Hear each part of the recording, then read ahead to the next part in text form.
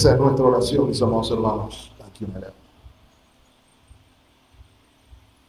Dios es bueno siempre, mis amados hermanos. Sean todos bienvenidos una vez más.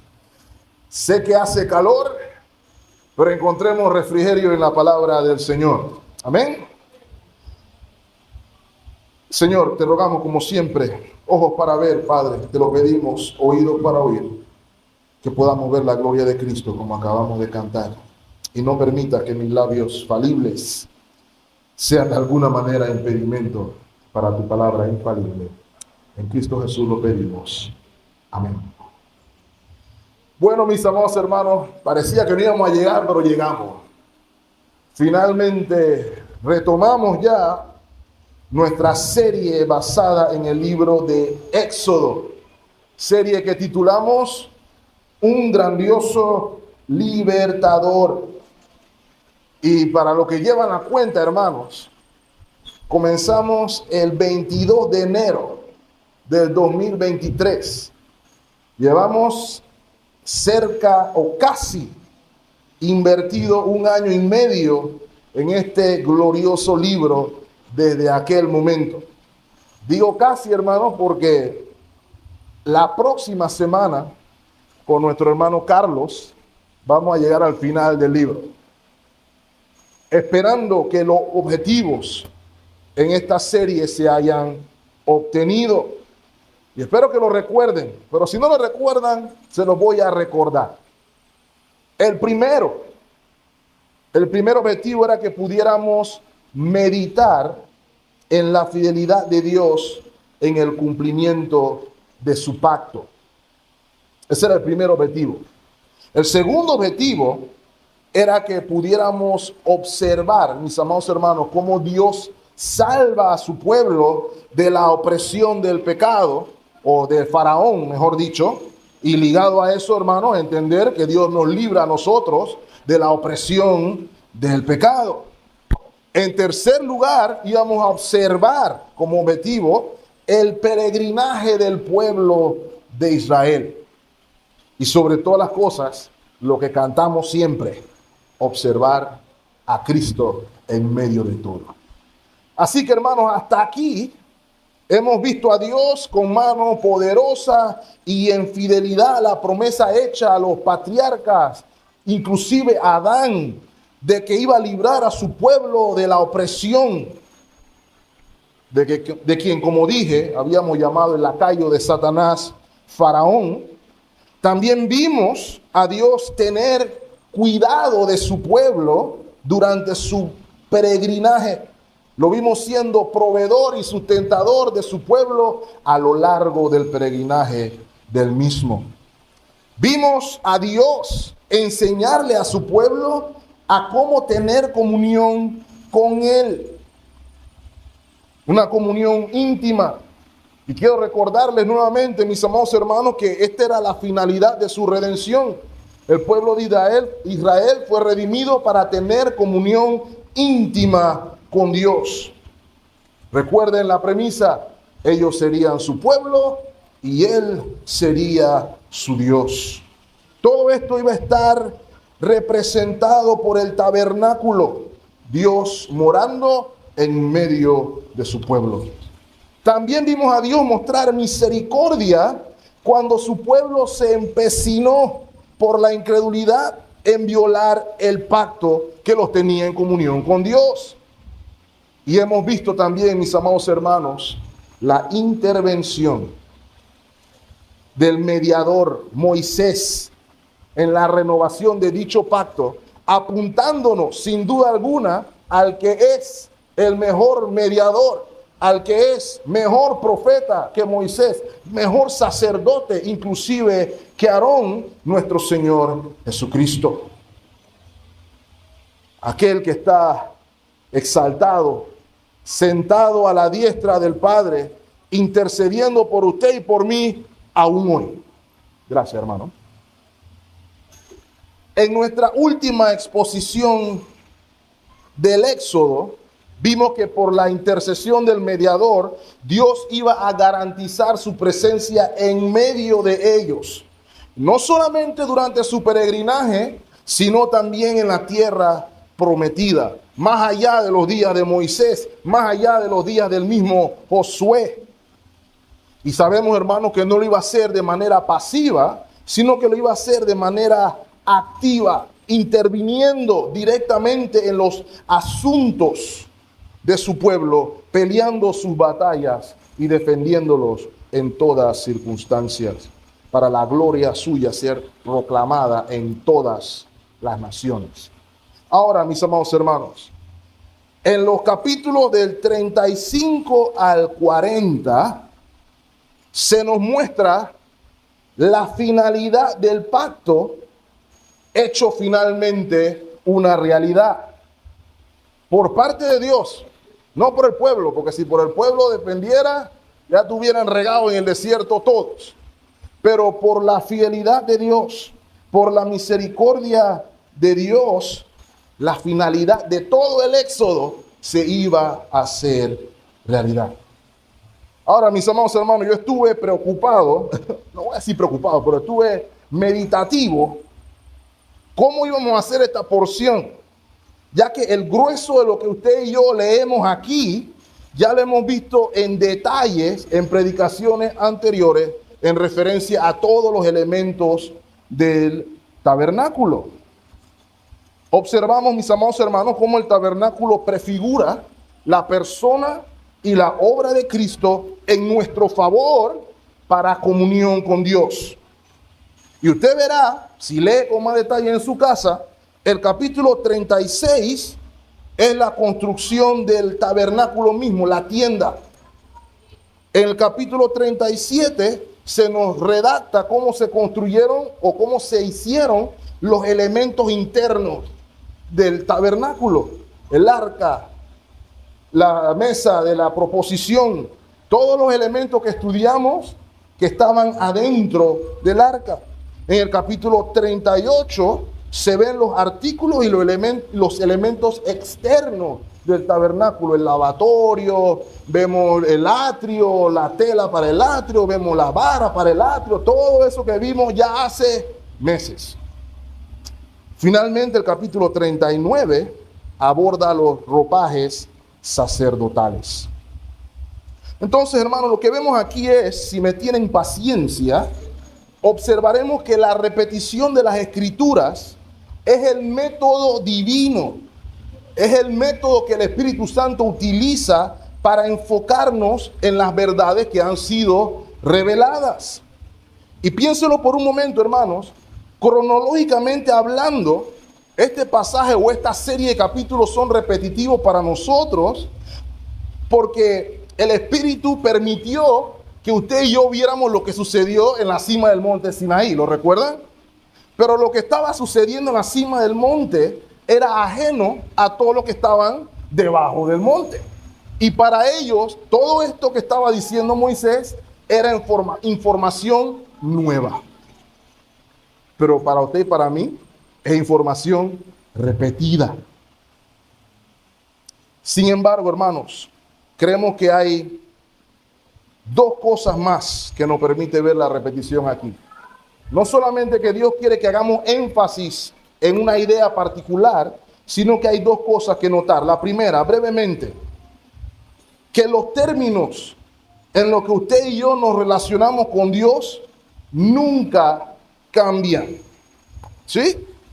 Esto está sucediendo justo después de lo que pasó cuando se renovó el pacto, luego del incidente del becerro de oro.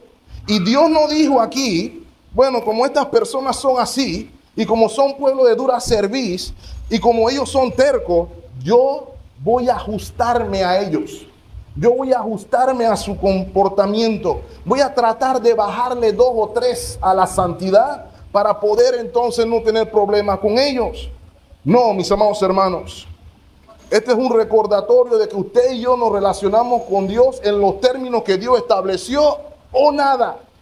No hay punto medio. Es como Dios quiere o no hay nada. Y esto me recordó una conversación que tuvimos ayer.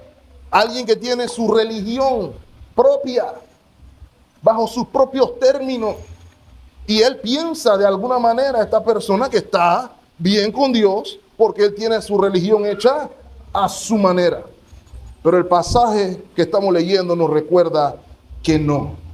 Por ejemplo, mis amados hermanos, desde el capítulo 35 hasta el capítulo 39, la frase Jehová ha mandado, o Jehová había mandado, o Jehová había mandado, o Jehová lo había mandado, o Jehová mandó, o Jehová lo había mandado, aparece por lo menos 15 veces. 15 veces. Recordándonos de que los términos son los términos de Él. La repetición es para que usted y yo sepamos que las cosas se hicieron como Dios quiso de principio a fin. Lo segundo a observar, mis amados hermanos, es que esta porción permite que usted y yo podamos ver una actitud diferente del pueblo en poner por obra lo que Dios mandó. Y esto es lo que creemos que es clave en esta porción, mis amados hermanos. Así que vamos a estar pasando por porciones de estos capítulos solamente para observar. ¿Ok? No nos vamos a quedar aquí hasta las 4 de la tarde. No se asuste nadie, hermano. ¿Cuál es nuestra tesis? Quienes experimentan la generosidad del Señor son movidos a una entrega total para su gloria. Esa es nuestra tesis esta mañana, mis amados hermanos. Y por eso titulé el mensaje, como ven ahí, Corazones entregados para la gloria de Dios. Quisiera, hermanos, que viéramos 4 cosas brevemente. Primero, poniendo las prioridades en orden para la gloria de Dios. En segunda instancia, generosidad con nuestros bienes para la gloria de Dios. En tercer lugar, vamos a observar generosidad con nuestras habilidades para la gloria de Dios.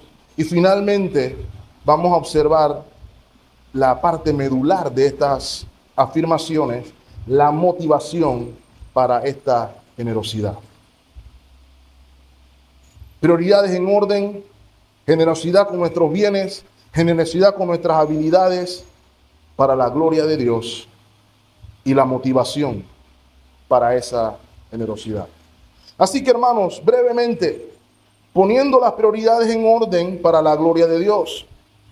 Luego de que se resuelve el incidente del rostro brillante con el que concluimos el capítulo 34, Moisés con el velo se pone manos a la obra. En el capítulo 1 del versículo 35 nos dice que Moisés convocó a toda la congregación de los hijos de Israel y les dijo: estas son las cosas que Jehová ha mandado que sean hechas. De nuevo, ¿cuál es la premisa? ¿Estas son las cosas que quiere Moisés? No. ¿Estas son las cosas que quieren ustedes en votación popular? No. Estas son las cosas que Dios quiere que sean hechas. Y lo curioso, mis amados hermanos, es que aún con todo el tiempo perdido a causa del pecado, la primera instrucción divina no es pónganse a trabajar. La primera instrucción divina no tiene nada que ver con el trabajo. Probablemente las personas estarían en ese momento, bueno, ya el Señor nos perdonó, el pacto fue renovado, vamos con todo, vamos a trabajar sobre tiempo, vamos a hacer lo que tengamos que hacer, vamos a darle la vuelta al reloj para recuperar el tiempo perdido. Y lo primero que el Señor dice es: calma, aguántense. Vamos a poner las prioridades en orden. Miren lo que dice el versículo 2. 6 días se trabajará, mas el día séptimo os será santo, día de reposo para Jehová. Cualquiera que en él hiciere trabajo alguno, ¿qué le iba a pasar? Moriría. Eso es lo que dice el texto ahí, hermano. No hay un error ortográfico ahí. Versículo 3. No encenderéis fuego en ninguna de vuestras moradas en el día de reposo. Ahora, hermano, nótelo bien. El primer mandamiento divino era el de recordar el día de reposo. En otras palabras, poner nuestras prioridades en orden. Que la obra que ellos tenían por delante, una obra titánica, una obra amplia, grande, no los volviera locos.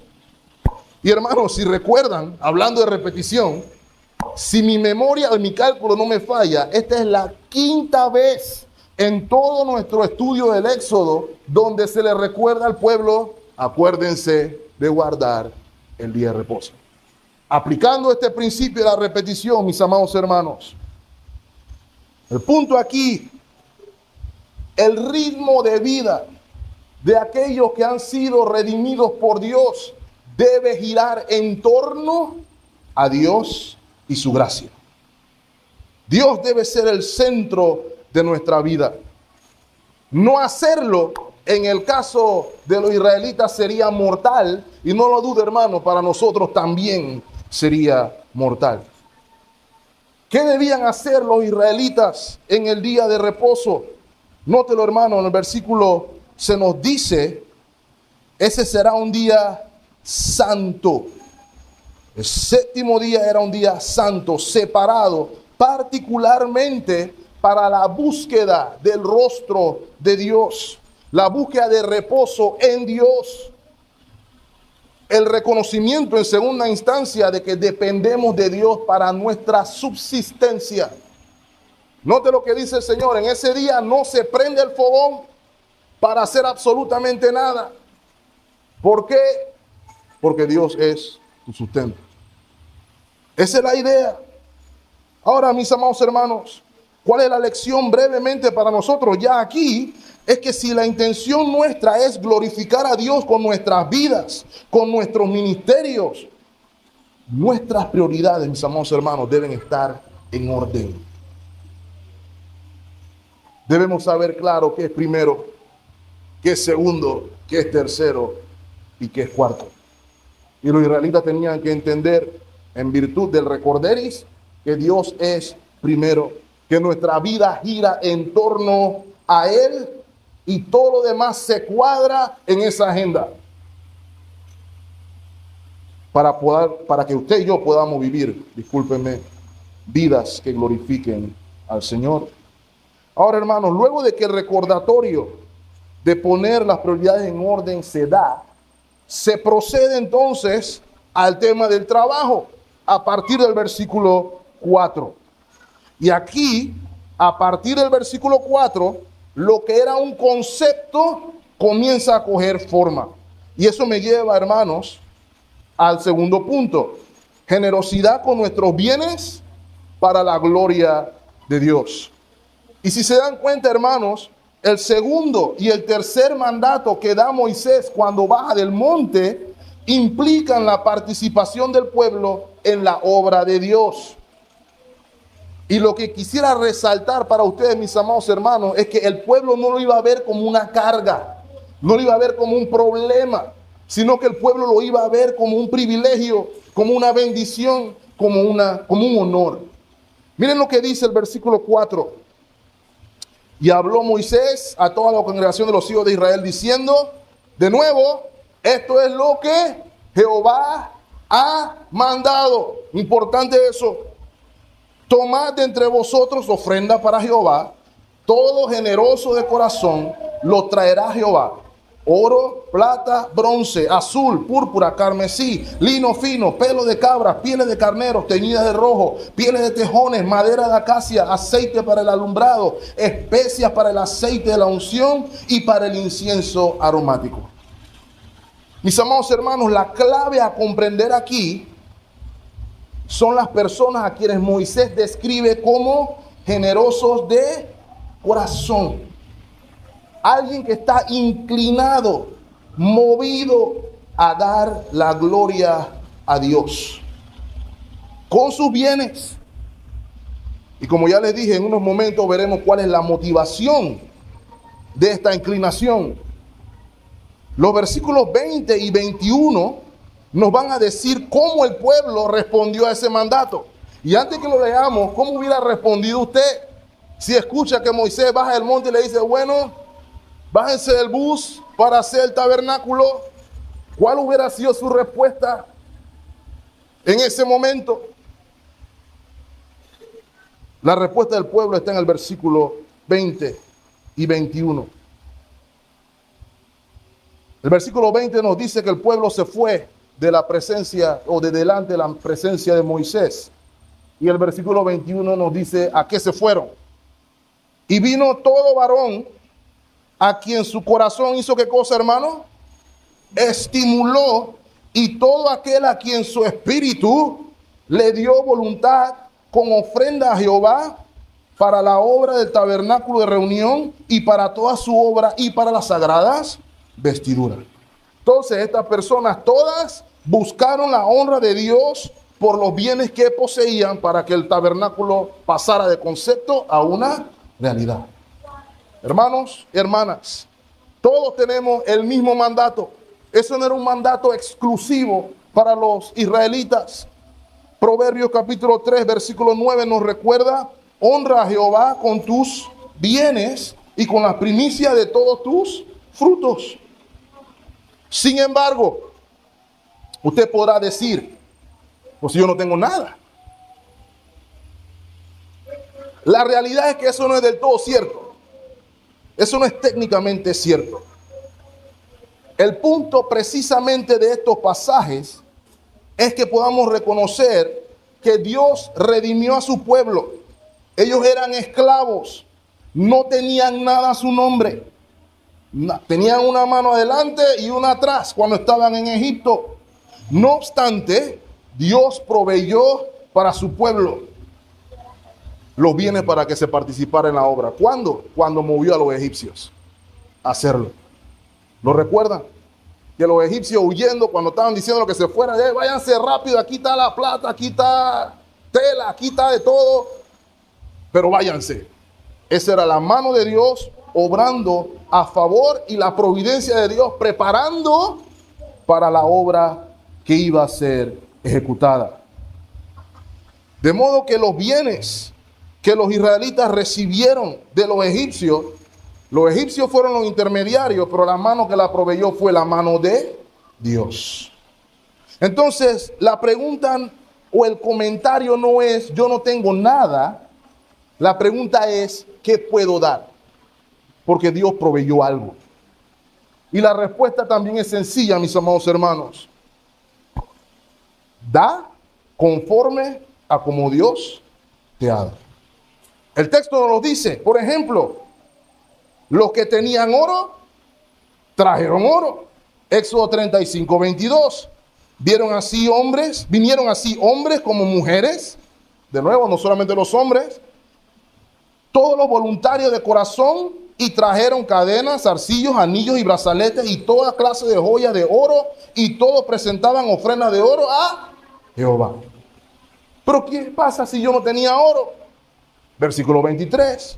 Los que no tenían oro, todo hombre que tenía azul, púrpura, carmesí, lino fino, pelo de cabra, pieles de carnero, teñidas de rojo o pieles de tejones, lo traía. Ya habíamos visto que todo esto eran telas preciosas y valiosas. Pero ¿qué pasa si no tengo ni oro ni telas preciosas? Bueno, el versículo 24, podían traer plata, el metal. Y si no tenías plata, podías traer bronce.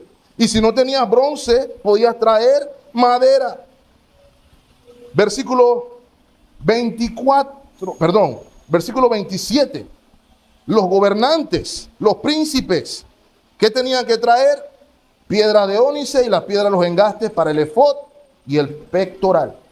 No solamente eso, versículo 28, y las especias aromáticas y el aceite para el alumbrado y para el aceite de la unción y para el incienso aromático.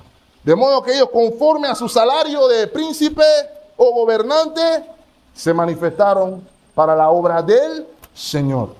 ¿Ok? Ahora, hermanos, ¿qué quiero concluir con esto? El punto no es qué es lo que tienes. Ese nunca ha sido el punto en la iglesia, mis amados hermanos.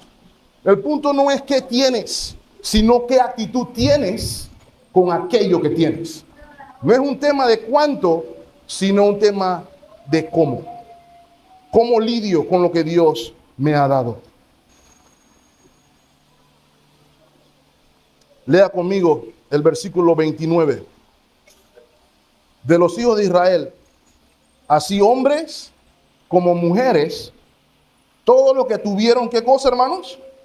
Corazón voluntario para traer para toda la obra que Jehová había mandado por medio de Moisés que hiciesen, trajeron ofrenda voluntaria a Jehová. ¿Le torció Moisés el brazo a alguno? No. ¿Le prometió Moisés que el Señor se lo iba a multiplicar 40 veces? Tampoco. ¿Hizo algún subterfugio mental para que la gente diera? No. Solamente dijo, su Dios misericordioso quiere hacerlos partícipe de la obra. Y la gente dijo, voy. Eso es en pocas palabras lo que vemos aquí. Es un tema de actitud. Mire 2 Corintios capítulo 8, versículo 12, por ejemplo. Porque si primero hay, ¿qué cosa? La voluntad dispuesta será acepta según lo que usted tiene. No según lo que usted no tiene. ¿Ok? No tendría sentido que Dios le pidiera algo que usted no tiene. Porque ¿sabe qué cosa pasa, hermano? Dios sabe qué es lo que usted tiene y qué es lo que usted no tiene. Él lo sabe mejor que usted y que yo. Entonces, es un asunto de actitud hacia lo que tengo para ser generoso para la obra del Señor. No se preocupen, hermano, veremos la motivación. Tercer punto, porque nos vamos a dar cuenta de que no solamente ellos fueron generosos con los bienes que poseían, sino que fueron generosos con lo que ellos sabían hacer para la gloria de Dios. ¿Ok? Entonces, ser generosos con aquello que poseo y ser generoso con aquello que hago, es lo que pudiéramos decir que vemos aquí. Versículo 10.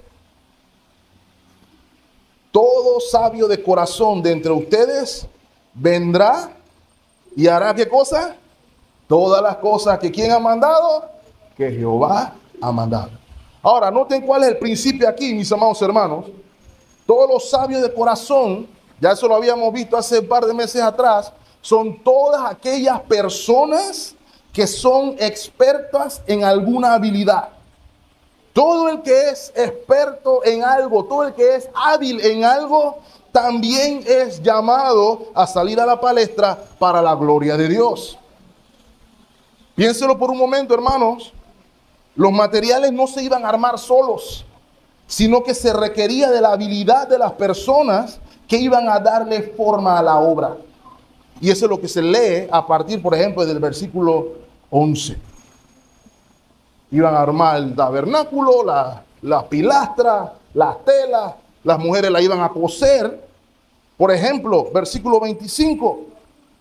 Además, algunas de las mujeres sabias, no, todas las mujeres sabias de corazón, todas las mujeres hábiles, hilaban con sus manos y traían lo que habían hilado, azul, púrpura, carmesí o lino fino.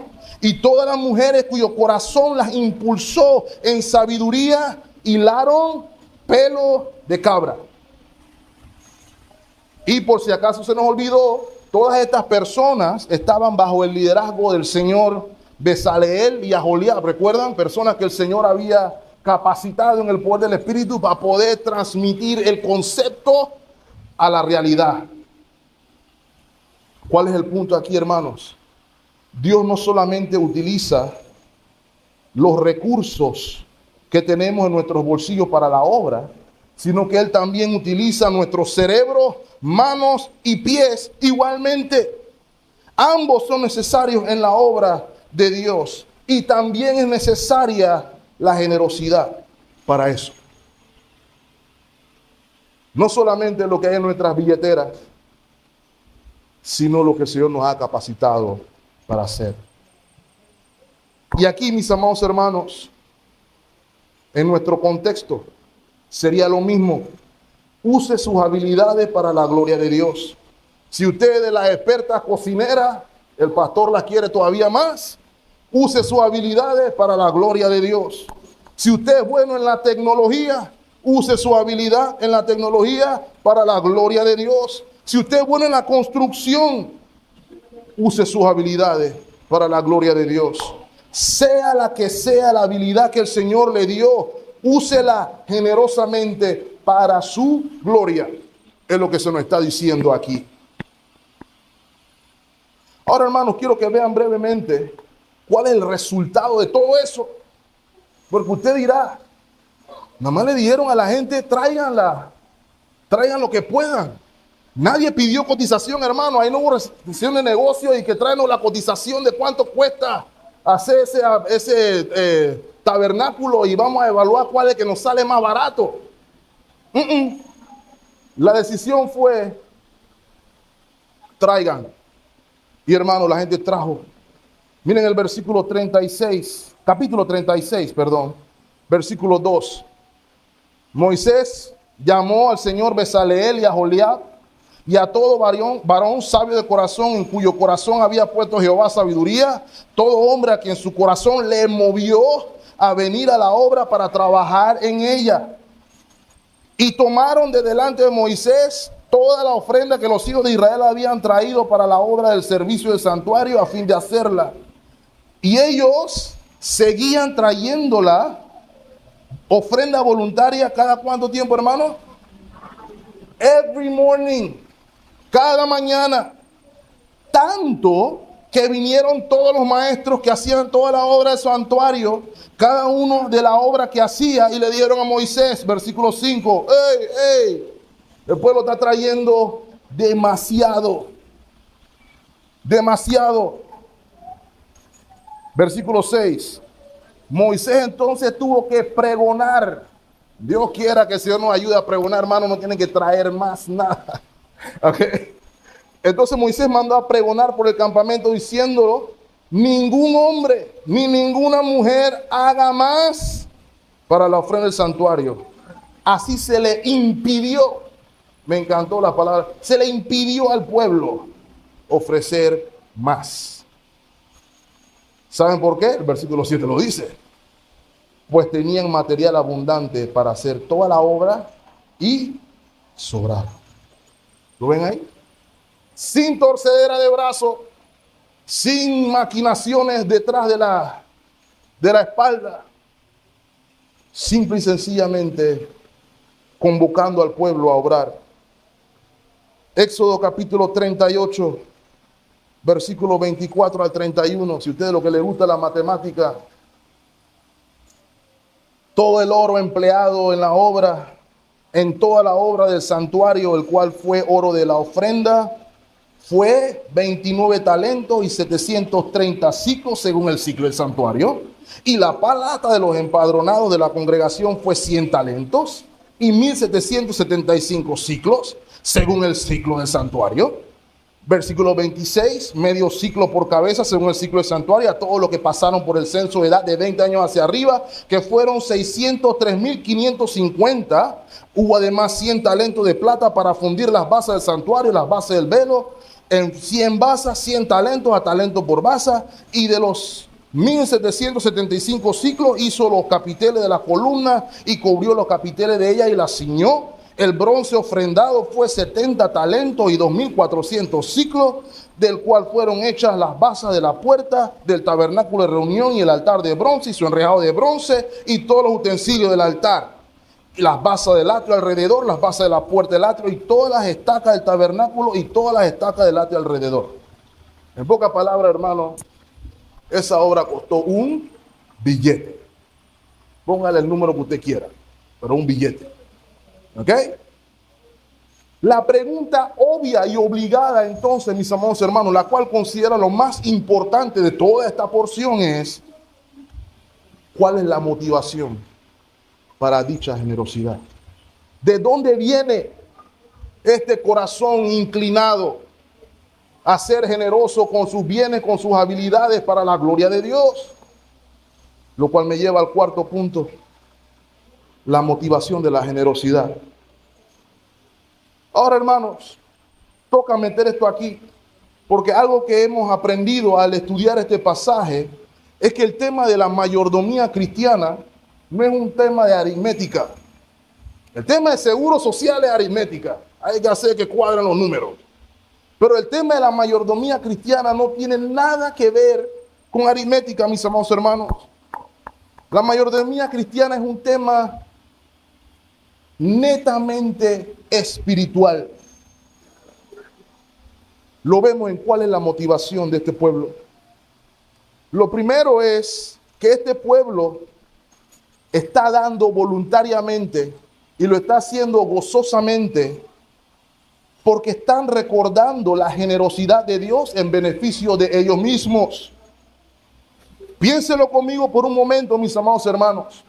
Cuando pasó el incidente del becerro de oro y la gente cayó en desgracia y ellos merecieron ser exterminados y dejados en el desierto, lo que ellos experimentaron, por el contrario, fue la abundancia o la generosa misericordia de Dios, la generosa gracia de Dios, la generosa salvación de Dios, pudiéramos decir, inclusive, mis amados hermanos. Cuando ellos trataron de hacer las cosas a su manera, no como Dios lo había mandado, le fue mal. Y aún así, Dios fue fiel. Ahora, hermanos, esto también me recuerda cuando estuvimos viendo el Salmo 119 hace poco, cuando el salmista dice, bienaventurado el que anda en la ley de Jehová. Este pasaje nos recuerda que las personas que viven amparados bajo la palabra de Dios, normalmente les va bien. ¿Y a qué me refiero que les va bien? Que Dios los tiene en paz y contentos, satisfechos. Y por lo general, los que se salen del camino, no les va bien. En todo lo contrario. Y hermanos, nuevamente, no asuman que la plata es la que define quién le está yendo bien y a quién le está yendo no tan bien. ¿Ok? La plata no lo define. La gracia de Dios lo define. Entonces, estas personas obraron en agradecimiento a la generosidad de Dios en su favor. Miren, por ejemplo, lo que dice el capítulo 39, versículo 42. En conformidad a todas las cosas que Jehová había mandado a Moisés, así hicieron los hijos de Israel toda la obra. Vieron que se fueron en obediencia, ya nadie lo quiso hacer a su manera, ¿lo vieron? Versículo 43, y vio Moisés toda la obra, y he aquí que la habían hecho como Jehová había mandado. ¿Y qué hizo Moisés? Los bendijo. ¿Ok? En nuestro caso, cuando tendemos a ser obedientes, hermano, nunca dude que hay bendición en la obediencia. Sin querer ser legalista, hermano, es solamente un aspecto lógico. Si el Señor dice que por este camino te va bien, lo lógico es que si voy por ahí, me va a ir bien. Esa es la premisa. Muy bien. Pero el Señor fue misericordioso, generoso con ellos. ¿Y cuál sería mi exhortación para la iglesia, hermanos? En que entendamos que, como dije, la mayordomía cristiana, el ser generoso, resulta de entender qué es lo que el Señor ha hecho por mí. Salmo 103. Vamos a leer los versículos del 1 al 5.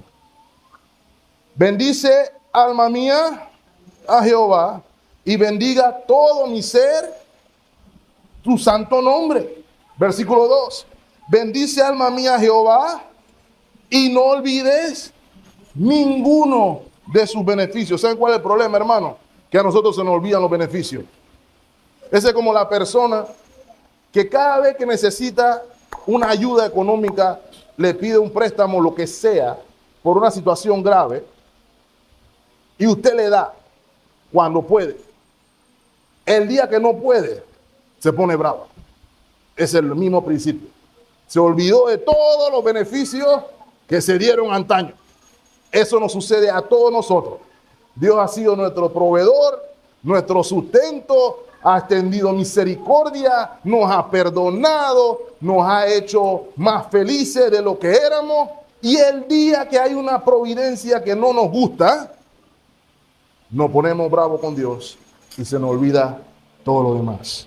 Por eso el salmista se hace la disposición en su corazón. Bendice, alma mía, Jehová, y no olvides ninguno de sus beneficios. ¿Como cuáles? Si le parece poco, el versículo 3. Él es quien perdona tus iniquidades. Él es el que sana todas tus dolencias. El que rescata del hoyo tu vida. El que te corona de favores y de misericordias. El que sacia de bien tu boca, de modo que te rejuvenezcas como el águila. Cuando yo considero qué es lo que Dios por gracia ha hecho por su pueblo, uno es agradecido con Dios. Uno ama al Señor por lo que Él ha hecho en nuestras vidas y el privilegio que da de que participemos en la obra. Esa es la premisa que quiero hacer ver, mis hermanos. Note, por ejemplo, el Salmo 110, versículo 3. Dice el salmista: ¿cómo se ofrecerá tu pueblo el día de tu poder? Tu pueblo se ofrecerá voluntariamente. ¿Lo ven ahí? El día en que Dios se manifieste en su vida, usted se ofrecerá, es lo que está diciendo el salmista, voluntariamente, en la hermosura de la santidad. Desde el seno de la aurora tienes tú el rocío de la juventud. Cuando recordamos los beneficios de Dios para con su pueblo, la generosidad no es forzada, o no debe ser forzada, porque ya entonces no es generosidad. Según de Corintios capítulo 9, versículo 7, lo recordamos, ¿cierto? Cada uno de como propuso en su corazón, no con tristeza ni por necesidad, porque Dios ama al dador alegre. Vemos que es un tema espiritual, mis amados hermanos. ¿Saben qué otra cosa el pueblo recordó? El pueblo recordó de dónde proviene todo. Esa es una motivación profunda, mis amados hermanos, cuando me doy cuenta de dónde proviene todo. Ellos dieron de lo que Dios les había dado. Hermano, quiero recordarle, no me importa qué tan duro usted trabaje, qué tanto se esfuerce, lo cual es bueno, no estoy diciendo que no lo haga, pero sépalo, que todo lo que usted tiene es dado, y dado por Dios. Sea como sea. Y la Biblia lo testifica de la siguiente manera. Me gustaría que me acompañe a Primera de Crónicas, capítulo 29, versículo del 9 al 13. Este pasaje es la dedicación del templo. Y aquí se hizo algo similar. También la construcción del templo se hizo en virtud de ofrenda voluntaria del pueblo de Israel. Yo quiero que usted note cómo o cuál era la actitud del pueblo. Versículo 9. Y se entristeció el pueblo por haber tenido que sacar de sus bolsillos por el esfuerzo que Moisés les puso en su corazón. ¿Eso es lo que dice su versión? Ok, entonces estoy leyéndolo mal, ¿cierto? Se alegró el pueblo por haber contribuido voluntariamente, porque de todo corazón ofrecieron a Jehová voluntariamente. Versículo 10. Asimismo se alegró mucho el rey David y bendijo a Jehová delante de toda la congregación. Y dijo David, note esa oración, hermano: bendito seas tú, oh Jehová, Dios de Israel, nuestro Padre, desde el siglo y hasta el siglo. 11. Tuya es, oh Jehová, la magnificencia y el poder, la gloria, la victoria, el honor, porque todas las cosas que están en los cielos y en la tierra, ¿de quién son, hermano? Son suyas. Reconozcamos eso primero. Tuyo, oh Jehová, es el reino y tú eres excelso sobre todos. Mire lo que dice el versículo 12.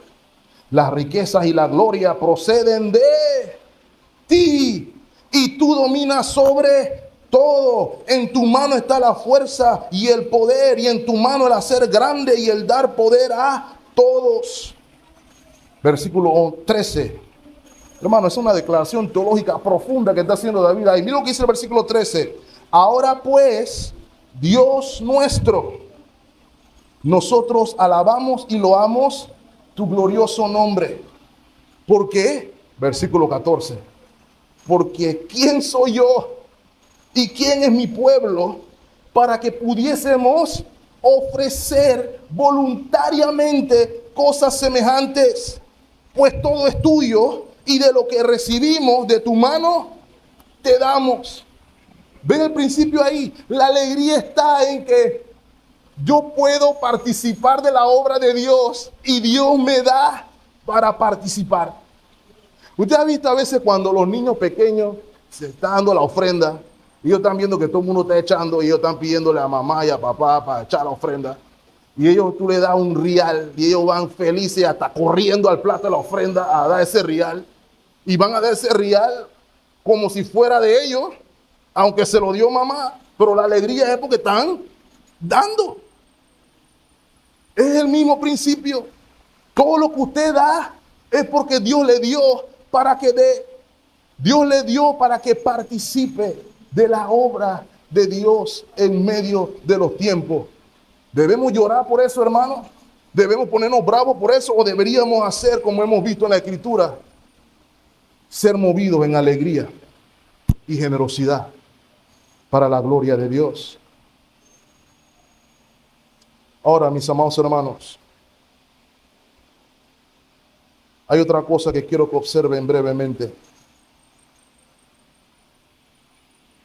A ellos no solamente los movió la alegría de recordar los beneficios que han recibido de Dios. ¿Saben qué más lo movió? La obra del tabernáculo representaba comunión con Dios. De modo que lo que también promovió la generosidad del pueblo era la expectativa, era la alegría de que el resultado de todo esto iba a ser comunión con Dios.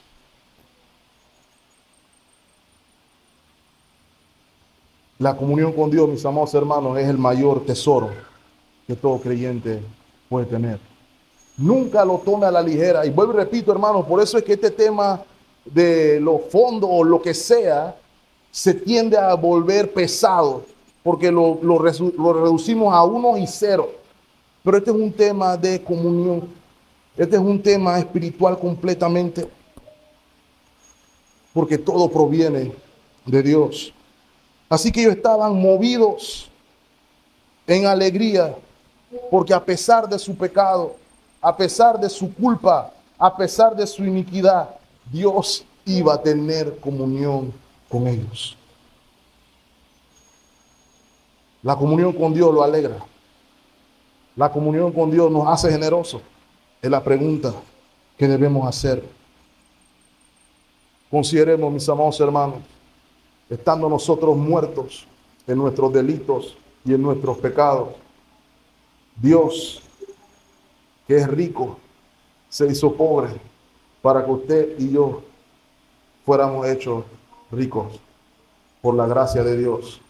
No hay mayor ejemplo de generosidad que la de Dios nuestro Señor para con usted y conmigo. Y nos dio vida en Cristo Jesús. Y la cruz del Calvario, mis amados hermanos, es un recordatorio de lo generoso que Dios es, porque dio un regalo, mis amados hermanos, que nadie puede igualar. Nadie podrá compararse con el regalo generoso que Dios hizo para usted. Dios se dio a Él mismo para tu vida. ¿Saben por qué no somos generosos muchas veces, hermanos? Simplemente porque no hemos entendido qué ha hecho Dios por usted y por mí. Eso es lo que nos quiere recordar este pasaje. Esto es lo que quiere que consideremos. Y permítame cerrar con breve punto de aplicación. Lo primero que debemos considerar aquí, mis amados hermanos, reconozcamos todos, Dios usa hombres y mujeres para llevar a cabo su obra. El tabernáculo pudo haber sido hecho instantáneamente por el poder de su palabra si el Señor hubiera querido. Pero Él quiso hacer a su pueblo partícipe de su obra, partícipe de su ministerio. así como usted y yo hoy no estamos llamados a ser meros espectadores, sino que estamos llamados a ser partícipes. Porque ¿saben qué sucede, hermano? El Señor Jesucristo está hoy construyendo su iglesia, está edificando su iglesia, y estamos llamados, usted y yo, a ser piedras vivas de esa edificación, activos, no pasivos, porque Dios proveyó. Es lo que estamos llamados a hacer. La segunda aplicación, debemos reconocer, mis amados hermanos, que todo lo que tenemos para la obra, todo lo que tenemos para usar para la obra y todo lo que no usamos para la obra, proviene de Dios. Es la misma fuente. ¿Ok? Lo que usted usa para dar a la obra del Señor aquí, sea en la ofrenda, sea en los proyectos que tengamos, y lo que usted saca de su cartera para ir al cine, para comer, para pasear, lo que sea, todo es bueno, pero todo viene del mismo lugar. Todo proviene de Dios. Esa es una de las razones por lo que nosotros no necesariamente nos inclinamos a los porcentajes, porque todo le pertenece a Dios. Todo proviene de Él. Y eso es para su beneficio, sin duda, úselo, pero también utilícelo para su gloria. Tercera aplicación, hermano. Los propósitos divinos se cumplen. Y eso debe traernos regocijo, hermano, porque sin importar qué tan bravo esté Satanás con la iglesia, o qué tan difícil sea nuestro propio pecado a veces, aquello que Dios en su palabra determinó hacer con usted y conmigo, lo va a hacer. Aquel que comenzó la buena obra en usted y en mí, la va a terminar. Aquel que fundó esta iglesia en Calle 4, en el momento que la fundó, va a ver que su obra y propósitos se cumplan aquí. Ya sea que esté yo, ya sea que esté usted, o que no estemos ninguno de nosotros, porque la obra es de Él. El alfa, el omega es Él. Nosotros somos instrumentos para su gloria y nos compete solamente decir, gracias Señor por permitirme ser parte de lo que tú haces. Que el Señor nos conceda un corazón agradecido para servirle. Y sobre todas las cosas, mis amados hermanos, que el Señor nos conceda un corazón que responda al privilegio de tener comunión con Él. La próxima semana, el hermano Carlos va a tocarnos cuando se termine de construir todo, cuando el Señor mora en medio del pueblo y la alegría que hay en medio de todo ese momento, sea su alegría la misma al saber, mis amados hermanos, que el Señor ya no mora en un edificio, sino que Él mora por su Espíritu en los corazones de aquellos que Él ama. Y sepa, hermano, que si eso no es motivo de alegría, yo no sé qué lo es. Pero Dios le ama tanto que vive en usted, que mora en usted para su gloria y para su beneficio. Dios les bendiga ricamente. Estemos orando, hermanos.